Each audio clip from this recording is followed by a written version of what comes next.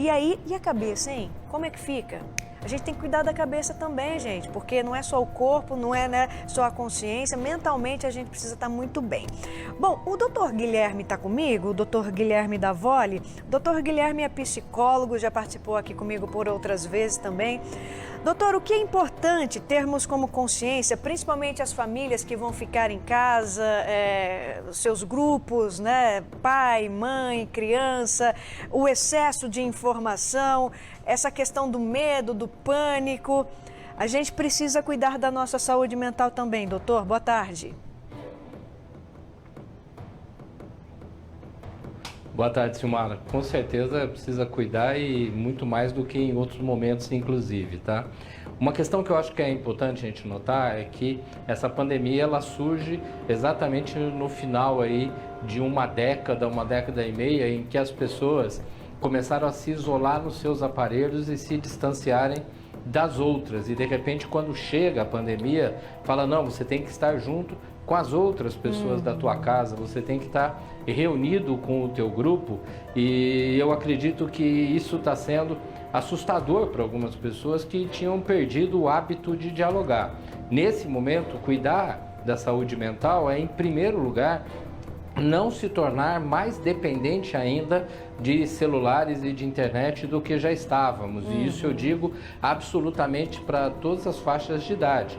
Obviamente, alguns vão falar assim, os jovens usam mais. Sim, mas os adultos também estão muito usando, e o próprio medo nosso tem feito com que o tempo todo a gente fique olhando notícias, querendo saber novas informações, o que é importante por um lado, mas se for só para gerar pânico, não vai solucionar. Até pouco tempo atrás a gente falava que existiam 3 tipos de problema.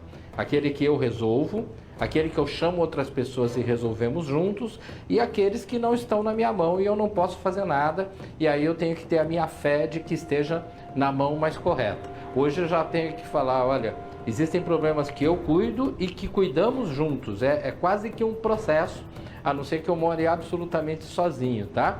Mas a maior parte dos problemas que nós temos hoje não estão na nossa mão. Então a gente ficar comentando coisas do tipo, olha, tá muito perigoso não sei aonde, olha, fulano de tal saiu de casa, isso vai apavorando outras pessoas. Vamos cuidar do nosso núcleo familiar, vamos cuidar do nosso lar, vamos cuidar da nossa estrutura, tá?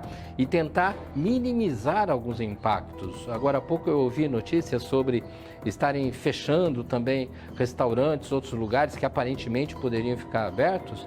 As pessoas falam, mas o que eu vou fazer? Nós vamos resolver.